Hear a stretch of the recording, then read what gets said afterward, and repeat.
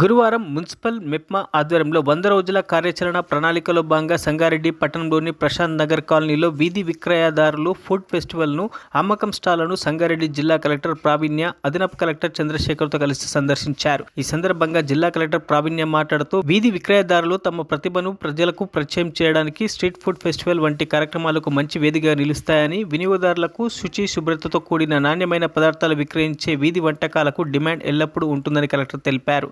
సంగారెడ్డి పట్టణంలో జరిగే వివిధ సంస్థలలో వారి ఉత్పత్తులను విక్రయించడానికి అవసరమైన చర్యలు చేపట్టాలని మెప్మా అధికారులను కలెక్టర్ ఈ సందర్భంగా ఆదేశించారు.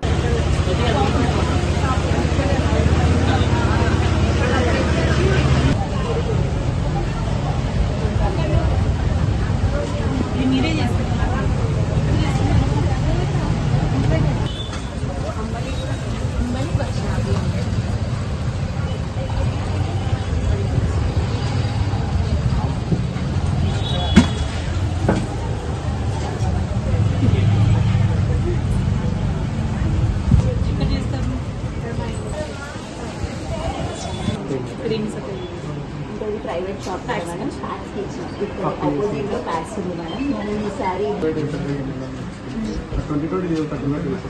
మీ దగ్గర సేల్స్ ఏమి ఎక్కువ అవుతున్నాయి? కాటన్ సీడ్స్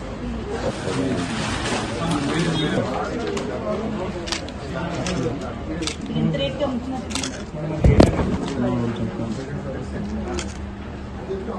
మీకు మరి ఎంత పడింది? Final company final defence